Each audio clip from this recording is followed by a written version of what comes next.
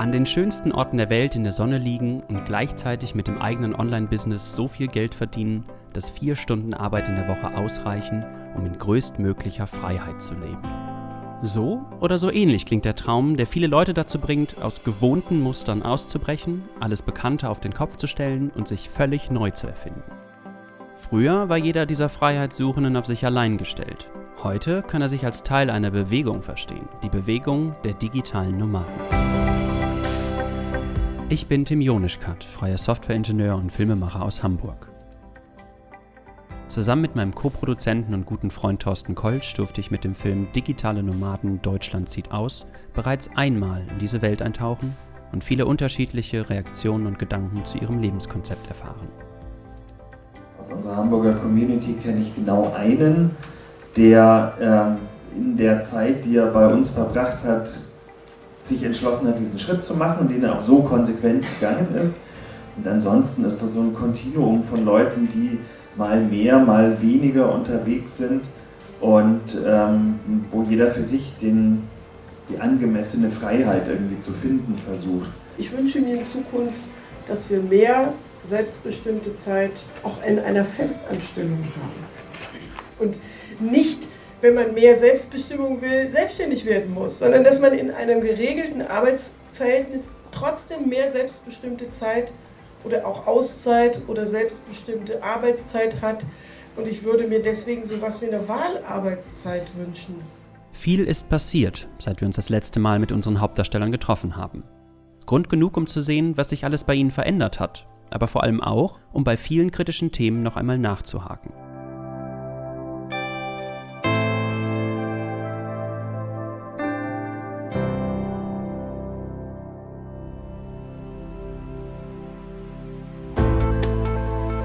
Auch bei Thorsten hat sich viel getan.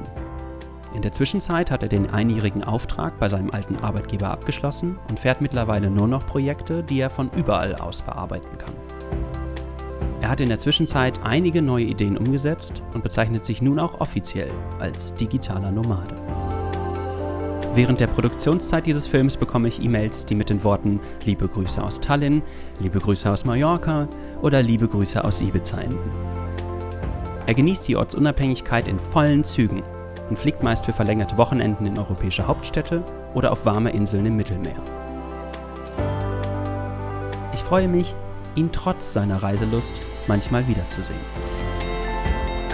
Das nicht. Ja, dich. Sehr gut. Hör mal Sag auf, noch jetzt mal. wir fahren jetzt richtig zurück. So Sag nochmal. 1, 2, Test, 3, 2, 1, ja. Ja. Können wir so machen. Super. Können wir so machen. Wir haben jetzt 2 Jahre lang diesen Film gemacht. Und wenn Leute mich fragen, was du tust, Und? dann kann ich denen leider immer noch nicht sagen, was es ist. Was machst du denn eigentlich? Ja, das ist eine Mischung aus allem. Also ich kann jetzt gar nicht in einem Satz sagen, was ich mache, weil es sind verschiedenste Dinge und das macht es auch wieder so spannend. Ich bin Autor, ich schreibe Texte für Firmen, für Musikfirmen, Musikstreaming-Dienste zum Thema Karneval, zum 60. Geburtstag von Helge Schneider, aber auch Dienstleistungen im Bereich Online-Marketing, bis hin eben auch, du sagtest es schon, Playlist-Marketing, also das Erstellen von Playlisten für verschiedene Dienstleister. Passt dieser Lebensstil zu mir?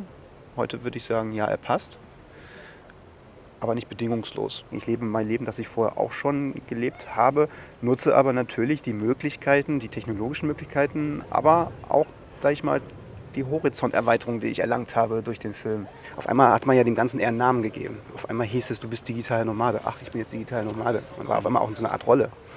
Bin ich jetzt eher der 5-Tage-Reisende? Bin ich eher der Dauerreisende? Kriege ich das unter einen Hut überhaupt? Will ich das überhaupt? Das sind schon so Fragen, mit denen ich mich dann auch anfangs, auch vielleicht noch bis zuletzt beschäftige. Und wie gesagt, ich bin schon immer gern gereist, bin immer gern unterwegs gewesen.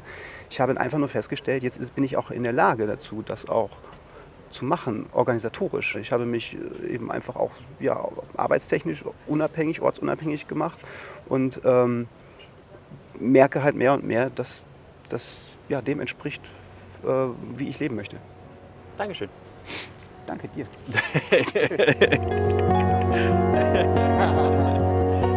Zusammen machen wir uns auf den Weg nach Berlin, wo sich die Nomaden in den heißen Sommermonaten zu DNX Global treffen.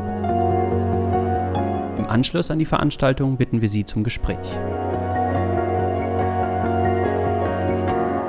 Mit Conny haben wir uns einen schattigen Platz im Tiergarten gesucht. Ja, ich glaube, ich habe mich selber am meisten verändert, ja. Okay. Definitiv. Es hat sich vieles verändert. Also wenn ich jetzt zurückblicke, was vor 12 Monaten am Start war und wie mein Leben da ausgesehen hat, wer ich war, was mein Business war und überhaupt, dann ist jetzt wirklich eigentlich fast eine 360-Grad-Wendung. Bin ganz krass ins Yoga eingestiegen, mache jetzt im Oktober meine Yogalehrerausbildung auch. Ich habe meine Ernährung komplett verändert, bin jetzt vegan und bin total in der gesunden Ernährung drin. Das Thema Gesundheit ist für mich riesengroß. Ich habe endlich zum Rauchen aufgehört. Also es hat sich so auf meiner persönlichen Ebene sehr viel getan. Ich habe angefangen mit Life-Coaches zu arbeiten letzten Sommer. Bin da durch teilweise sehr viele persönliche Krisen auch durchgegangen, die dann für mich einfach erstmal Prio waren und nicht das Business oder das Reisen oder so. Waren teilweise auch richtig nicht so glückliche Zeiten dabei, aber schlussendlich war es wahnsinnig wichtig für mein eigenes persönliches Wachstum. Und ansonsten businessmäßig bin ich jetzt gerade auf meinem eigenen Business fokussiert. Mir war es wichtig, wirklich von diesen 1000 Projekten und Sachen und Workshops und Vorträgen und Online-Kurs und E-Book und so weiter wirklich wieder da ein bisschen runterzukommen und so einen Single-Fokus zu haben auf eine Sache. Und im Grunde mache ich jetzt gerade ich schreibe eigentlich fast nur Für Planet Backpack. Planet Backpack. Ich schreibe an einem neuen E-Book nebenher so ein bisschen.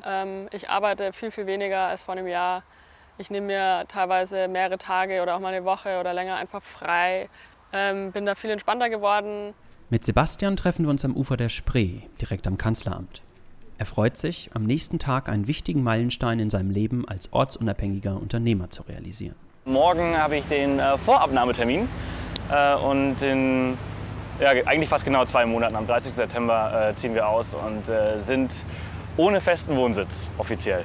Weil es ein Klotz am Bein war, der mich noch so an Deutschland ein bisschen gebunden hat. Wir wollen beide weg, also meine Freundin und ich, wir fühlen uns in Deutschland nicht wirklich wohl. Ich bin ja halb Spanier, halb Deutscher. Ich habe mich in Spanien auch nicht wohl gefühlt. Wir waren jetzt erst vor kurzem wieder in Spanien. Es ist einfach nicht so, es klickt einfach nicht. Genauso wenig hier und es klickt aber ein bisschen besser an anderen Orten, die wir in den letzten 12 Monaten besucht haben. Okay. Und jetzt wollen wir noch mal auf ich nenne es die letzte große Reise. Die letzte? Wie alt bist du nochmal? Ja, 26. Aber ich meinte in dem Sinne, dass ich einfach die letzte große Reise auf der Suche nach einem Zuhause für uns beide, wo wir beide uns wohlfühlen. Wo wir aber auch nicht nur 3 Jahre, so wie jetzt hier in Berlin, sondern auch einfach wirklich länger bleiben können und auch wirklich pudelwohl fühlen. Bisher war immer irgendwas, was halt nicht gepasst hat. Und darauf haben wir beide einfach keinen Bock mehr. Also ich liebe es Reisen. Ich mag es zum Beispiel aber nicht mehr so schnell zu reisen, wie ich die letzten Jahre wirklich viel gereist bin. Es ist einfach anstrengend, so alle 2 Tage zu packen. Und auch wenn man sich nur noch auf einen Rucksack konzentriert hat, nur noch auf Handgepäck, nur noch wenig da hat, heißt es ja, dass man noch viel konzentrierter packen muss und das noch viel länger dauert. Wir haben auch eine echt saugeile Zeit gehabt, das ist gar keine Frage. Aber das sollte jetzt in Zukunft alles viel langsamer gehen und das haben wir auch so geplant bisher. Mit Tim sind wir am nächsten Morgen verabredet. Er bietet uns an, in seiner, wie er selbst sagt, kleinen Nomad-Flat zu drehen. Deine Wohnung heißt wirklich dein Eigentum? Oder? So ist es. Ich bin der Eigentümer. Okay, was ja ein bisschen untypisch ist, würde man jetzt denken, als digitaler Nomade. Wenn ich nur Mieter wäre, dann wäre es viel schwieriger, jemanden hier reinzunehmen, wenn ich weg bin. Und so kann ich wunderbar 8, 9 Monate Verträge abschließen mit Mietern und unterwegs sein, die Wohnung möbliert vermieten an nette Menschen, vielleicht auch Nomaden. Habe ich auch schon 2-mal getan. Und dann läuft der Vertrag zum Datum X aus. Ich komme zurück, freue mich auf Berlin und suche mir nach 3 Monaten einen neuen Mieter. Ich bin jetzt seit 4 Tagen hier, bin 2 Monate hier jetzt und fliege danach zurück nach Bangkok, was sich so über die letzten Monate für mich, oder man kann schon fast sagen über das letzte Jahr, eigentlich als zweites Zuhause etabliert hat. Und ja. Wir machen uns auf zu Ben. Er wohnt gerade in einer Airbnb-Wohnung in Neukölln. Gemeinsam gehen wir gedanklich noch einmal zurück zum Abbruch seines Jurastudiums und den Anfängen seines Blogs Anti-Uni. Also ich habe vor 2 Jahren angefangen, mich wirklich mit dem Thema Unternehmertum auseinanderzusetzen. Und natürlich in den Anfangsmonaten gab es natürlich tiefe Krisen, so, wo ich einfach gedacht habe, ich bin total bescheuert. bis hin auch wieder zu so einer Art depressiven Phasen, bis hin zu teilweise suizidalen Gedanken, was ich auch noch niemandem wirklich erzählt habe, womit ich jetzt auch offener umgehe, so mittlerweile. Was mega krass war und was ich auch jetzt noch irgendwie verarbeite, wo ich aber merke, dass es irgendwie zu meiner Geschichte dazugehört. Wenn ich das benennen wollte, so die Angst davor, irgendwie als Versager dazustehen irgendwann und so als jemand quasi zu sagen, okay, ich versuche jetzt diesen Weg zu gehen und dann irgendwann zugeben zu müssen, okay, das funktioniert nicht und ihr hattet alle recht die ganze Zeit, als ihr mir gesagt habt, du musst studieren, das funktioniert eh nicht, wie du es machst. Und dann irgendwann schmerzhaft eingestehen zu müssen, okay, ich habe das versucht, aber ihr hattet eigentlich die ganze Zeit recht. So, diese Angst war, soweit ich das analysieren konnte, bisher ziemlich groß. Ich habe einfach gesagt, ich mache jetzt ein Projekt und habe gesagt, okay, ich mache das jetzt, ziehe das durch und hör auf nachzudenken und irgendwie alles von links nach rechts zu werfen und weiter mich in Hinterfragungsspiralen zu drehen, sondern einfach zu sagen, okay, der Stand, den ich jetzt habe, der Wissensstand und der Erkenntnisstand, reicht erstmal aus, um ein Projekt zu machen. Und jetzt mache ich was, gucke, wie es läuft und dann kann ich wieder reflektieren. Im Babylon-Kino an der Volksbühne fanden die ersten großen digitale Nomadenkonferenzen statt. Hier treffen wir Felicia und Markus, die Gründer der Veranstaltung. Was ist bei Ihnen seit dem letzten Mal passiert? Ich vergesse ja immer so schnell alles, was passiert ist, weil immer so viel passiert. Also ich finde, mittlerweile habe ich das Gefühl, wenn ich nach Berlin zurückkomme, dass ich nicht hier wohne oder dass meine Homebase ist, sondern einfach nur eine andere Station. Also wie ein Stopover, genauso wie wenn ich woanders bin. Also ich habe mich noch mehr gelöst von diesem, das hier ist meine Base. Ich finde mich noch schneller in neuen Orten ein als vorher. Also es ist Wahnsinn, so dass ich schon manchmal nach ein paar Wochen denke, so, ach, jetzt kann ich weiter wie jetzt. Wir sind gerade mal 4 Wochen hier. Jetzt habe ich auch schon wieder Bock, weiterzuziehen. Ich muss immer so an einen Satz denken, den du damals gesagt hattest im Interview. Manchmal, es gibt so Momente, in denen du dich selber fragst, was mache ich hier eigentlich? Kamen diese Momente in den letzten 12 Monaten häufiger oder sagst du? Nee, ich bin echt voll überzeugt. Also ich habe überhaupt gar keine Zweifel mehr. Seit der DNX ist unser Netzwerk noch größer geworden an gleichgesinnten Leuten.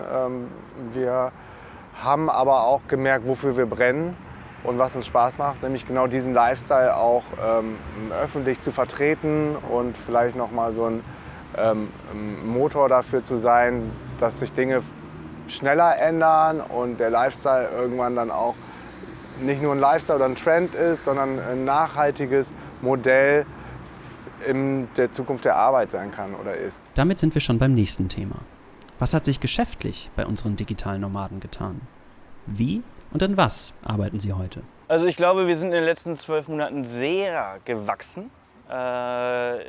Persönlich gesehen, also dass wir einfach viel größere oder bessere Ziele gesetzt haben, strukturierter arbeiten, auch wissen, für was mittlerweile, also das war immer so ein bisschen schwammig, solche Sachen, aber auch so langfristige Lebensziele gesetzt haben, wie zum Beispiel halt eben, dass wir uns einen Ort suchen. Das hat sich so alles in den letzten 12 Monaten wirklich so ergeben und haben unsere Unternehmen noch weiter ortsunabhängig irgendwie aufgebaut, dass wir halt wirklich sie jetzt von überall aus machen können. Und haben jetzt auch ein größeres Team, was von überall aus arbeitet. Mein großes Problem war lange Off the Path, der Reiseblog, weil er auf Deutsch und Englisch ist. Und das hat mich so ein bisschen immer so zurückgehalten, weil das immer so viel Arbeit ist. Dieses Übersetzen ist ja irgendwie auch doppelte Arbeit. Und eigentlich verdient man nur an einer Audience. Diese internationale Audience, die halt überall auf der Welt ist so ein bisschen schwer. Alles Kleinigkeiten, über die ich nie nachgedacht habe, die mich sehr, sehr lange irgendwie blockiert haben, die ich in den letzten 2 Monaten gelöst habe. Und morgen fängt mein neues Teammitglied an bei Off the Path, die viel Arbeit übernehmen wird. Ich habe also quasi viele Knoten gelöst und alles in die Wege geleitet, damit wir das jetzt wieder vorantreiben können. Meine App ist jetzt gerade zum Beispiel aus dem App Store entfernt worden. Ich habe die Lizenz nicht erneuert. weil mir das einfach zu viele Kopfschmerzen sind, zu viele Baustellen, da noch mich konzentrieren, dann noch mit Entwicklern zu sprechen und das zu machen, das zu machen. Das war es einfach nicht wert. Aber jetzt bekomme ich natürlich ein paar, nicht böse, aber enttäuschte E-Mails von wegen, oh, die App funktioniert nicht mehr und bla bla bla. Aber das ist halt einfach so und ich kann es nicht ändern. Du machst das auch mit deiner Freundin zusammen? Ja. Sie arbeitet für dich oder oder gleichberechtigt? Ja. Ja, genau, das ist auch eine große Veränderung. Ich habe sie mit ins Boot geholt. Ja, ja, eine sehr, sehr große Veränderung, die sich, also wir sind jetzt 2 Jahre zusammen, damals war es nur 6 Monate.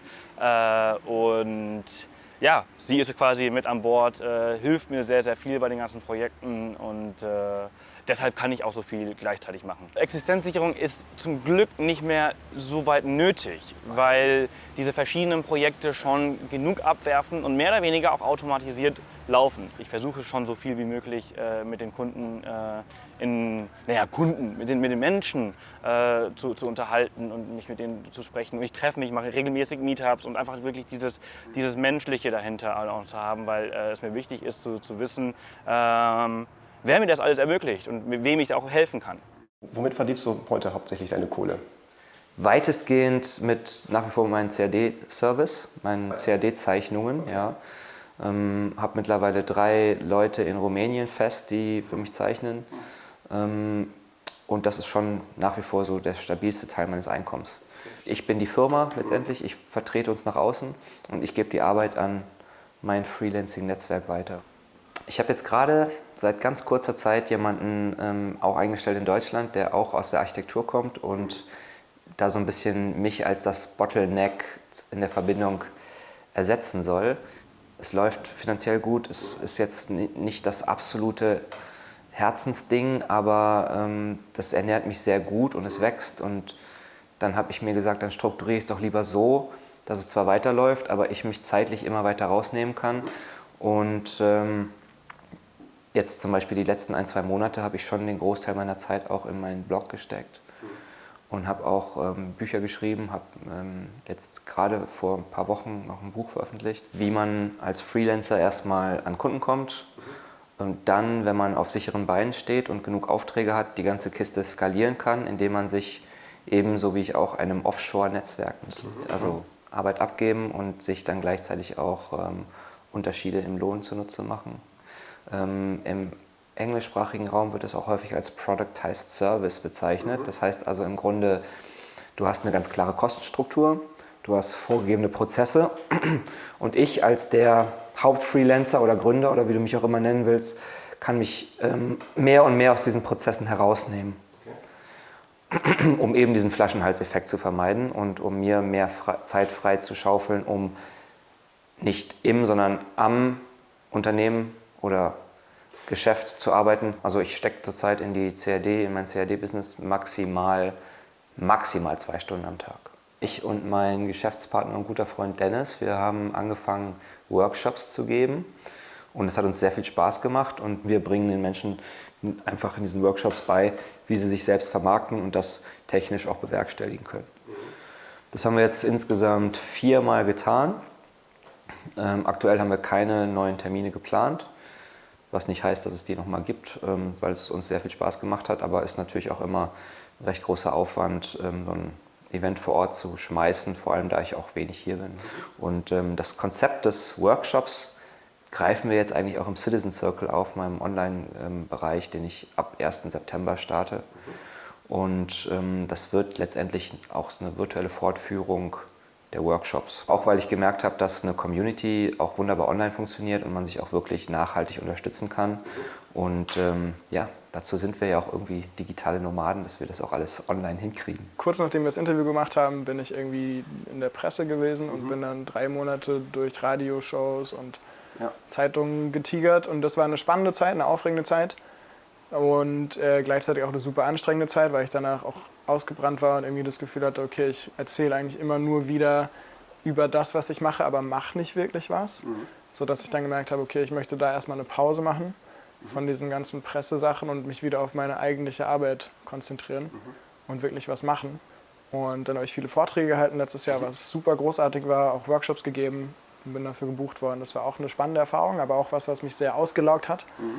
Und Ich habe einfach dazugelernt. Ich habe gesehen, okay, diese Pressesache ist cool, aber es kostet mich viel Energie. Vorträge halten ist cool, aber es kostet mich viel Energie.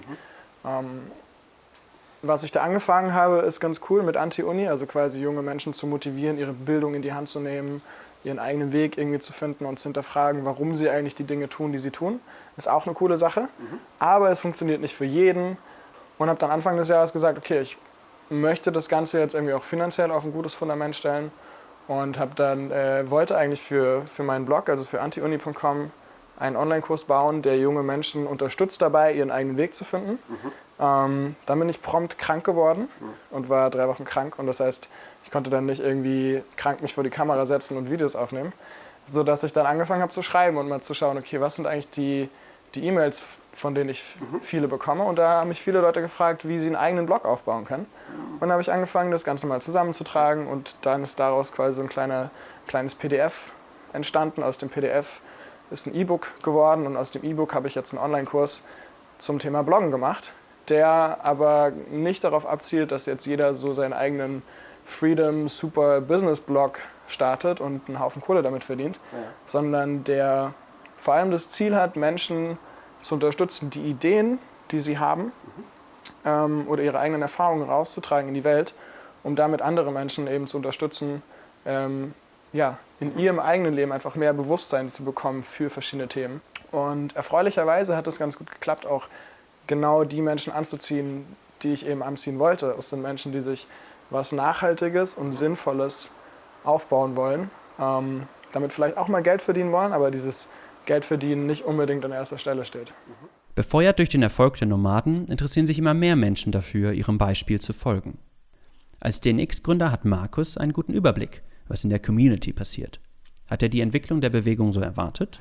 Ich hatte ehrlich gesagt keine großen Erwartungen, weil das Ganze auch ziemlich organisch entstanden ist, gerade auch die Konferenz und der Speed, den das Ganze dann aufgenommen hat, hat es dann auch nicht erlaubt, groß zu reflektieren oder vielleicht noch nachzujustieren, ob es in die richtige Richtung geht oder nicht. Wir haben ziemlich viel nach Gut-Feeling, nach dem Bauchgefühl entschieden und versucht, das vorzuleben, wie wir das definieren würden, den digitalen Nomaden-Lifestyle.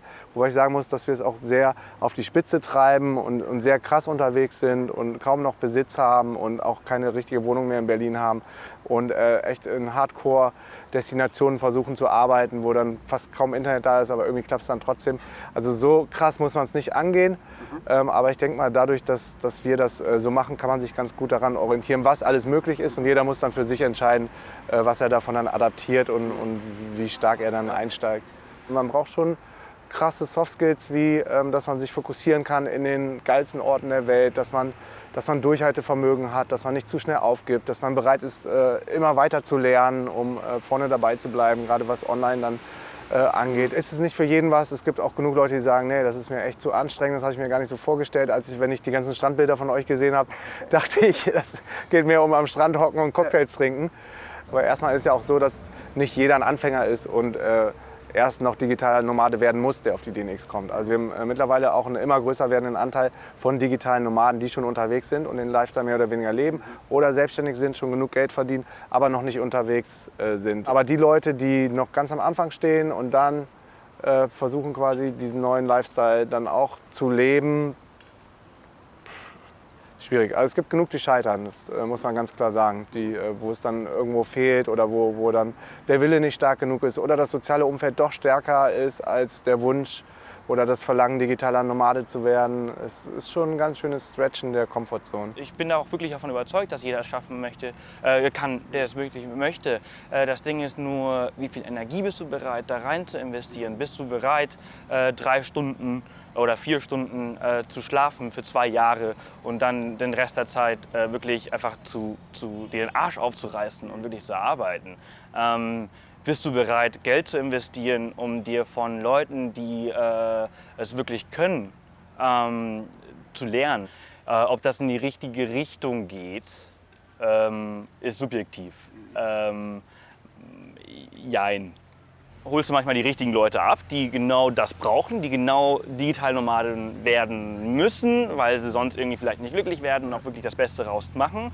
Und dann gibt es natürlich auch irgendwelche Leute, die damit vielleicht nicht so viel Gutes im Sinne haben und einfach shady Online-Marketing betreiben und dann da sagen, ich bin digital Nomade und Tausende von Leuten halt irgendwie enttäuschen und dann wird da wieder der Stempel drauf gemacht. Für viele Menschen ist das auch irgendwie so ein Traum, wo sie vielleicht, der eine kommt vielleicht mal dort an, der andere kommt nie dort an, aber das ist so eine Projektionsfläche für viele. Aber ich glaube, dass die wenigsten Arbeitgeber wirklich die Angestellten gehen lassen wollen. Also Kontrolle spielt da schon, so ein Kontrollwunsch seitens der Arbeitgeber ist, glaube ich, schon sehr stark. Ein wichtiges Thema für digitale Nomaden ist Blogging. Für viele ist es der erste Schritt zum Aufbau ihres eigenen, ortsunabhängigen Businesses. Es ist, neben Profilen in bekannten sozialen Medien, auch ein sehr einfacher Einstieg in den Aufbau der eigenen Marke. Ein Blog ist für mich ein Vermarktungskanal, ist jetzt kein Business an sich.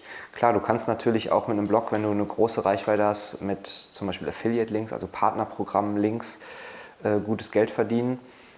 In dem Fall könnte man einen Blog Business nennen, aber die wenigsten erreichen solche Leserzahlen. Du kannst trotzdem einen Blog sehr, sehr gut zur Vermarktung und zur Akquise benutzen. Das kann ich nur jedem empfehlen.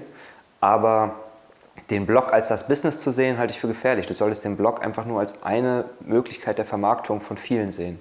Und wenn du das von Anfang an so angehst, dann bist du eigentlich auf der sicheren Seite. Dann überlegst du dir nämlich nicht, ich mache jetzt mal einen Reiseblog und verdiene damit Geld, sondern du überlegst dir, was kann ich den Menschen verkaufen, die ich über meinen Reiseblog erreiche. Aber du würdest weiterhin sagen, es gibt sowas wie Blog-Business und das funktioniert? Das gibt es, genau. Aber ich glaube, dass das vor allem dann gut funktioniert, wenn man das langsam, stetig aufbaut und immer schaut, dass es nachhaltig ist. Und ich glaube, das Wichtigste ist da einfach eine Klarheit zu bekommen über die eigene Motivation, über das eigene Warum. Also warum möchte ich eigentlich diesen Blog aufbauen? Ich habe das Gefühl, dass manche digitale Nomaden, wenn man das so hört auf den Blogs, da dreht sich irgendwie alles um die eigene Person und darum, möglichst viel Freiheit zu haben, möglichst viel Geld zu verdienen vielleicht und durch die Welt jetten zu können. Was mir so ein bisschen zu kurz kommt bei der ganzen Sache, ist dann manchmal, okay, wie sehr ist es was auch gesamtgesellschaftlich funktionieren kann? Wie ist das eigentlich mit der Nachhaltigkeit des ganzen Lebensstils? Alles, was wir tun, hatte irgendwie auch einen Einfluss auf die Menschen um uns herum und irgendwo auf der ganzen Welt. Und da so ein bisschen zu hinterfragen, okay, welchen Einfluss hat das und welchen Impact hat es eigentlich, wenn ich das so mache, auf die Welt um mich herum? Und wenn du jetzt diese ganzen Blogs liest, wo alles so von Freiheit und du musst nur einen Blog starten, damit alles gut ist, hat immer so ein bisschen schon dieses Guruhafte und dieses Preaching, so weißt du, dieses, hey, okay, das ist der eine Weg, den du gehen musst und der funktioniert auch für dich. Und das ist Quatsch. Und der eine möchte vielleicht einen Blog aufbauen nur für sich selbst. Für den anderen ist eine Selbstständigkeit vielleicht gar nichts. Für den ist es vielleicht besser, wenn er für eine Agentur arbeitet, wo er vielleicht auch die Freiheit bekommt, einfach mehr reisen zu können. Und da würde ich mir wünschen, einfach, dass da ein bisschen mehr differenziert wird, auch einfach, weil es besser für die Leser im Endeffekt oder für die Leute ist, die sich damit auseinandersetzen. Einige Leute bewerten das Leben der Nomaden als egoistisch und unsolidarisch. Sie lassen ihre Familie und ihre Freunde zu Hause und vermeiden die Versteuerung ihres teils sehr hohen Einkommens durch den Umzug ihrer Geschäfte ins Ausland. Kritik und Neid bekommen sie online ganz persönlich zu spüren. Wie gehen sie damit um? Für mich ist es kein Egoismus, ein Leben überall auf der Welt leben zu wollen, denn ich kann, wenn ich einen 9-to-5 habe zum Beispiel, und ich erinnere mich noch gut, als ich hier in Berlin einen 9-to-5 für 8 Monate hatte, da habe ich weitaus weniger Zeit zu Hause mit meiner Familie verbracht, als ich das jetzt machen kann. Ich kann viel qualitativ wertvollere und tiefere Beziehungen führen, dadurch, dass ich das Leben habe, das ich habe. Ja. Aber kann halt auch ausgewählter damit umgehen mit meiner Zeit. Erstmal kommen wir als Individualperson, als wir selber, als ich, als Conny. Und die Person muss erstmal glücklich sein. Wenn die Person nicht glücklich ist, dann kann ich für die ganze Menschheit da draußen überhaupt nichts machen. Und wenn jemand von außen mich anschaut und bewertet, dass das egoistisch ist, dann frage ich mich, warum schaut er nicht sich selber an und schaut, dass er die Welt zu einem besseren Ort macht, weißt du? Also ja, Hater gonna hate, ne? Aber das Problem ist einfach nur, dass ich glaube, Deutschland vielleicht noch das falsche Land für sowas ist. In Amerika funktioniert das unglaublich gut. Wenn jemand da seine Einnahmenreports veröffentlicht, dann sieht man das quasi als Motivation und als Anleitung und die nehmen das auch wirklich so an. Hier verursacht das Neid. Leider ist das so, dass sehr, sehr viel Neid dadurch entsteht und Neid wandelt sich oftmals sehr, sehr schnell in Hass. Als Blogger bin ich natürlich eine öffentliche Person, das ist einfach so. Ich meine, ich vlogge fast täglich, ich nehme die Leute überall mit hin und wenn ich dann so eine Scheiße bekomme für die Arbeit, die ich quasi leiste. Dann nehme ich das oftmals einfach sehr persönlich. Aber warum genau setzen sich viele Nomaden dieser Kritik aus? Warum melden sie ihr Unternehmen aus Deutschland ab und verlagern es ins Ausland? Allein aus Verwaltungskostensicht macht das Sinn, weil man hier ziemlich viel Geld für die Verwaltung zahlt, für den Buchhalter, für Lohnbuchhaltung, für Bilanzierung, für den Steuerberater. Und das alles kann man über eine Agentur in Hongkong abwickeln und das Unternehmen quasi dort registrieren. Wir zahlen uns dann Gehälter aus und versteuern unser Einkommen dann aber ganz normal in Deutschland. Gerade jetzt durch die internationale DNX Global haben wir immer mehr internationale Kunden. Die DNX Camps sind immer mehr internationale Kunden, sodass der deutsche Anteil wird gerade immer kleiner. Okay. Und insofern sehe ich auch nicht ein, hier Körperschaftssteuer zu zahlen. Dass wir uns nicht als Deutsche wirklich identifizieren, dass wir eher Europäer sind. Wir aber auch so viel unterwegs sind, dass ich keine Autobahn, ich brauche keine guten Krankenhäuser, ich brauche alles nicht. Diese ganze Infrastruktur, die wir hier in Deutschland haben, die sehr, sehr gut ist, die brauche ich nicht, weil ich nicht hier bin und nicht hier sein werde. Und dementsprechend werde ich mir irgendwo einen anderen Ort suchen, wo ich dort meine Steuern und Abgaben leisten kann. Weil du dann dort sein wirst? Weil ich dann dort sein werde, genau. Wenn ich dann diesen Ort gefunden habe, die nächsten, weiß ich nicht, 2, 3 Jahre, wird es wahrscheinlich eher so sein, dass ich 2 Monate hier bin und 3 Monate dort bin und dann wieder weiterziehe. Ich wollte einfach, ich weiß es nicht, ja, vielleicht nochmal das nächste Level an Freiheit angehen auch oder an Unabhängigkeit, keine Pflichten haben, was so der Status als deutscher Bürger angeht. Und dementsprechend habe ich dann die Konsequenzen gezogen, habe den Mietvertrag gekündigt mit einer 2-monatigen Kündigungsfrist, habe alles hergegeben, alles verkauft, habe 2 Boxen zu meiner Mama nach Bayern gepackt und bin zum Bürgeramt, zum Gewerbeamt, zum Finanzamt, habe mich überall abgemeldet. Ich glaube, in einer Stunde war das alles erledigt hier in Berlin und in Hongkong ist nur mein Unternehmen derzeit. Also ich selber bin dort nicht gemeldet als Person. Und wie es derzeit ist, im Grunde zahle ich jetzt gerade erstmal gar keine Einkommensteuer, weil ich ja nirgendwo meinen Wohnsitz habe. Das ist jetzt etwas, wo ich ein bisschen weiter eruieren muss, inwieweit das Sinn macht, inwieweit das okay ist und inwieweit es Sinn macht, sich vielleicht in einem anderen Land anzumelden, wo vielleicht der Steuersatz niedriger ist oder wie auch immer. Aber das ist, glaube ich, noch so eine Grauzone, wo sich keiner so richtig auskennt, denn so wie wir unser Leben leben als digitale Nomaden überall auf der Welt, das ist noch nicht irgendwie so richtig erfasst. Da fehlt es halt noch in der Gesetzgebung oder in der Absprache der unterschiedlichen Länder oder wie auch immer. Ich melde mich jetzt auch privat zumindest mit meiner Wohnadresse in Deutschland ab, werde aber weiter mein Gewerbe hier führen und auch diese Wohnung hier weiterhin zumindest als Eigentum behalten. Eine Firmierung im Ausland ist für mich auch interessant. Ist vielleicht was für nächstes Jahr. Aktuell habe ich ja auch noch Kundengeschäft in Deutschland und das wird auch noch so bleiben. Denkbar für mich ist aktuell das Modell, dass ich mein Kundengeschäft in Deutschland weiterhin belasse und andere Dinge dann nochmal neu firmiere im Ausland. Wäre für dich die Motivation, Steuern zu sparen, auch ein Grund, ins Ausland zu gehen? Wäre natürlich auch mit ein Grund, aber in erster Linie wäre es auch visatechnisch ein Grund, ne, den man auch bedenken muss. Ich kann jetzt natürlich sagen, ich gehe nach Hongkong und mache dort irgendwie eine Limited auf. Das ist ja im Moment auch sehr beliebt. Aber wenn ich jetzt immer zum Beispiel, wenn ich meinen Lebensmittelpunkt in Bangkok habe, dann macht es mehr Sinn, eine Firma dort aufzumachen. Dann muss ich zwar dort Steuern zahlen, aber da überwiegen die Vorteile für mich dann. Ne? Wenn ich hier gemeldet bin, dann heißt das auch, dass ich Pflichten erfüllen muss. Und das ist die Pflicht zum Beispiel, dass ich die Post erhalte vom Finanzamt, dass ich die Post vom Finanzamt lese. Und solche Dinge, da ist so ein Druck da, den ich nicht aushalten möchte. Mir kam es vor, als hätte ich die letzten Jahre, seitdem ich selbstständig bin, nur Angst vor dem Finanzamt und vor den Briefen, die ich da erhalte, obwohl immer alles total easy war. Und das möchte ich nicht mehr. Und es sind einfach ein hoher Steuersatz, den wir hier bezahlen. Das Problem ist, als Online-Business hat man eigentlich kaum Ausgaben.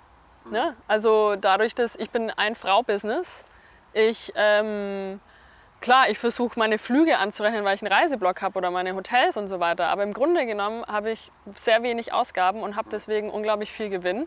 Und das Ganze mit so einem Steuersatz dann zu versteuern, macht für mich keinen Sinn. Ne? Und wie gesagt, also für mich ist da einfach die Connection nicht da, weshalb ich in dem Land Steuern zahlen muss, in dem ich mich nicht aufhalte. Aber durchaus würde ich natürlich in Betracht ziehen, an dem Ort, wo ich die Infrastruktur nutze, dort auch Steuern zu bezahlen. Wenn es irgendwann mal für uns leichter gemacht werden würde, quasi auf Knopfdruck. Aber ansonsten sage ich derzeit, macht es für mich Sinn, in einem Land zum Beispiel jetzt wie Indonesien oder wie Thailand oder Mexiko oder wo auch immer ich mich aufhalte, dass ich die lokale Wirtschaft unterstütze, ne, mit dem Einkommen, das ich generiere für mich und dort dann ausgebe, sei es durchs Essen, sei es durch Aktivitäten, sei es durch whatever. Und ja. Natürlich reichen ein paar Stunden in der Woche nicht aus, um ein Unternehmen aus dem Ausland zu führen und die eigene, immer weiter wachsende Community zu betreuen. Im Gegenteil stehen viele Nomaden vor dem Problem, bei der Vielzahl an Aufgaben und Vorhaben ihre eigenen Strukturen und Routinen zu finden. Ich habe jetzt in der Zwischenzeit ein Buch geschrieben, das jetzt nächste Woche, am Freitag, rauskommt. Und dafür musste ich super routiniert sein. Ich habe dieses Buch in 15 Ländern geschrieben und immer jeden Morgen halt irgendwie so um 7 Uhr, wirklich 7 Uhr aufgestanden. Bis 9 Uhr waren 2000 Wörter geschrieben. Danach wurde gefrühstückt, danach wurde irgendwie ein Blogbeitrag geschrieben. Und das habe ich wirklich so beibehalten. Wenn ich auf Bali in Canggu zum Beispiel sitze und sehe, dass da jetzt gerade die Wellen ganz gut sind, dann gönne ich mir eine Stunde Pause und gehe schon mal surfen. Aber das ist dann wirklich schon die Ausnahme. Wir versuchen uns schon die Wochenenden zum Beispiel freizuhalten, was wir vorher nicht gemacht haben. Kurz nachdem wir die letzte Konferenz hatten in Berlin, waren einige Teilnehmer auf der Konferenz gewesen, wo wir es ja auch immer wieder unterstrichen haben, ist nicht easy, wir arbeiten wie die Schweine. Die waren dann mit uns in Tarifa und sagten dann auch nach ein paar Tagen, ey, ihr arbeitet ja wirklich so viel. So 4 Stunden Arbeitswoche habe ich jetzt so für mich definiert, dass 4 Stunden dann Scheißarbeit sind, die man machen muss, wie Buchhaltung oder Abrechnung. Meine Arbeit ist es, wenn ich diese scheiß Steuererklärung ständig machen muss. Das ist Arbeit. Das sind meine 4 Stunden, die ich jede Woche arbeiten, also nicht jede Woche, aber die ich arbeiten muss, weil das einfach echt, ich habe natürlich Steuerberater und alles drum und dran, aber trotzdem muss man halt nach wie vor halt irgendwie noch ein paar Sachen machen. Und wenn ich das jetzt auch noch auslagern könnte, dann würde ich das auch sofort machen, ja. Man will ja schon auch neue Ideen umsetzen und wenn man alles wirklich bis ins letzte Detail selber macht, dann wird es halt echt hakelig. Aber wenn man dann einen guten Prozess hinkriegt und ein bisschen Hilfe rein, dann kriegt man das Arbeitsvolumen auch wieder geschafft. Klar, wenn man was aufbaut, was wächst und es geht dann voll ab und man kriegt viele E-Mails und viele Journalisten wollen dann haben und die ganzen Fans und das und jeden Tag checkt man, wie viel mehr Leser auf dem Blog sind und Facebook-Fans. Das hält einen so oben die ganze Zeit. Ne? Und man denkt, man muss immer mehr und immer mehr. Und man gönnt sich dann kaum diese Ruhezeiten, weil diese Ruhezeiten, die fühlen sich dann fast schon ungewohnt an. Also ich lege auch grundsätzlich mehr Pausen ein oder nehme mir ganz bewusst Tage frei, weil ich gemerkt habe, dass diese Tage oder diese Stunden dazwischen mich noch kreativer machen, die dann eigentlich noch mehr Leidenschaft in mir hervorholen, wenn ich dann am Laptop sitze. Als ich die Blogging University gebaut habe, sicherlich so 8 bis 10 Stunden teilweise gearbeitet am Tag oder auch länger. Und jetzt die letzten 4 Wochen habe ich vielleicht 2 Stunden oder 3 Stunden am Tag gearbeitet, weil ich auch gemerkt habe, ich brauche einfach eine Pause. Ich habe mich tatsächlich gefragt, was sind die Menschen, zu denen ich so eine Art Liebe verspüre, für die ich diese Blogging University bauen möchte. Und das war eigentlich der Faktor, der nur deswegen ist es zustande gekommen. Also ich hatte auch irgendwie Tage, wo ich alles hinschmeißen wollte und gedacht habe, so, es wird nie fertig. Und dann habe ich mich immer wieder gefragt, okay, was sind die Leute, für die ich das eigentlich mache? Und das ist halt das, was mich durch die harten Monate durchgebracht hat. Schon im ersten Film haben wir das Thema Absicherung und Altersvorsorge angesprochen. Glaubst du, dass du diesen Lifestyle, digitale Nomade, ewig machen kannst? Also denkst du auch schon ein bisschen an die Zukunft, zahlst zum Beispiel in die Rente ein? Nein, mache ich nicht. Weil du sagst, nein, weil ich mir Business aufbaue und das wird dann auch noch funktionieren und das brauche ich nicht. Wir konfrontieren Sebastian mit seiner Aussage und den Reaktionen einiger Zuschauer. Natürlich, ich weiß, dass ich in 30, 40, 50 Jahren immer noch erfolgreich sein werde, das weiß ich. Und darauf vertraue ich und das ist halt, weil ich halt eben dafür brenne für die Sachen, die ich mache. Ich habe sehr viel Feedback bekommen auf diesen einen Satz, weil es hieß, erstmal sehr selbstbewusst, aber auch oft hieß es dann auch naiv.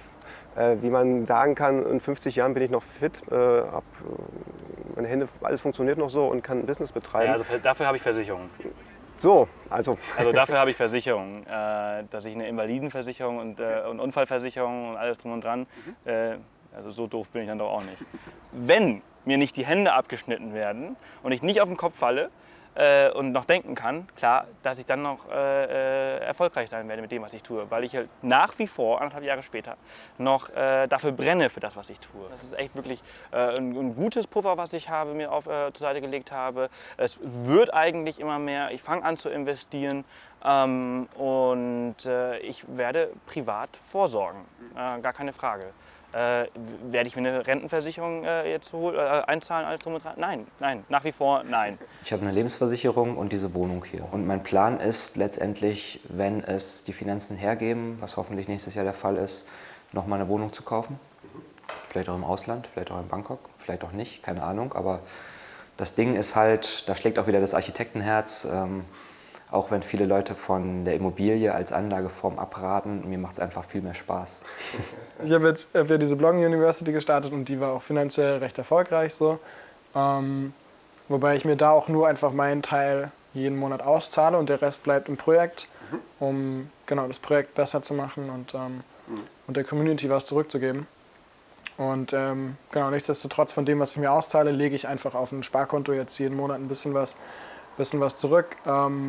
Ja, fühlt sich ganz gut an, das zu haben, aber eigentlich ist es keine wirkliche Sicherheit, sondern ich glaube, die Sicherheit kommt daher, dass du einfach ja, in einer coolen Gemeinschaft wohnst oder einfach Freunde hast auch, die füreinander da sind, dass das, was uns rettet, nicht irgendwie irgendwelche Bausparverträge oder Lebensversicherungen oder Rentenversicherungen sind, sondern dass es eigentlich das zwischenmenschliche Vertrauen ist und das Füreinander-Dasein. Enge Freundschaften zu pflegen und sich mit Menschen zu umgeben, die füreinander da sind. Wie gehen die Nomaden mit diesem Wunsch nach sozialer Nähe um und welchen Stellenwert nimmt er in ihrem Leben ein? Wenn ich dir heute sage, boah, nee, also Familie und ein Haus kaufen würde ich ja nie machen. Wer weiß, wie ich in 5 Jahren drüber denke. Ich weiß es nicht, ich kann es dir nicht sagen. Ich stelle mir schon vor, dass ich irgendwann eine Partnerin habe, die ich wahrscheinlich dann auch heiraten werde.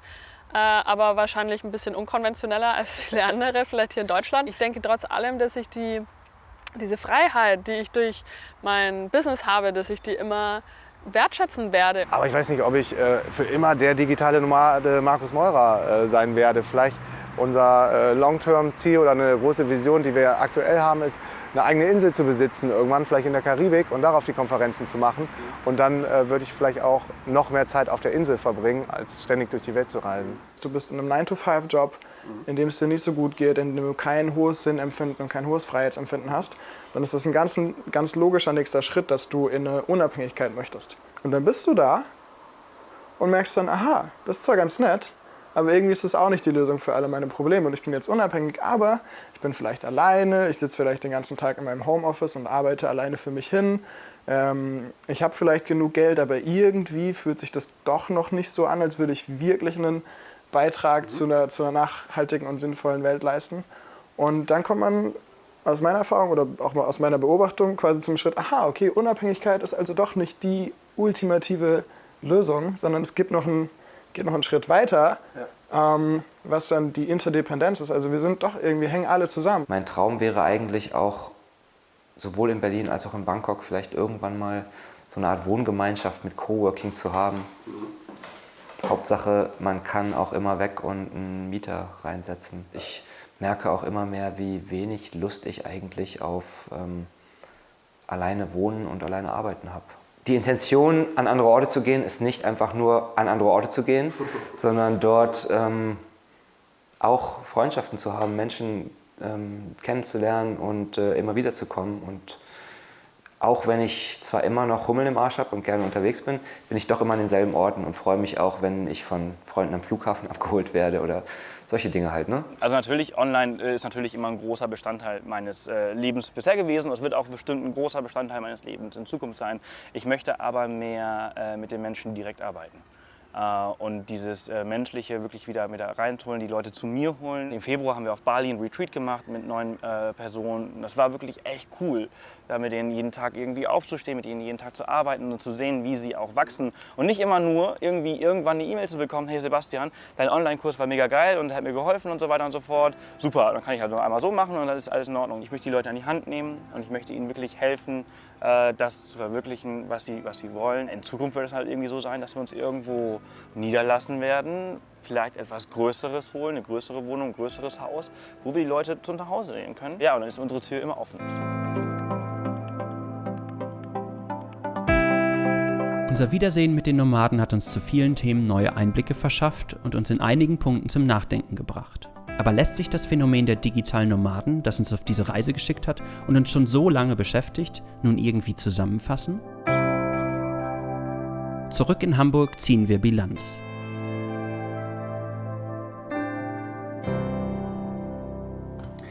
Ja, Thorsten.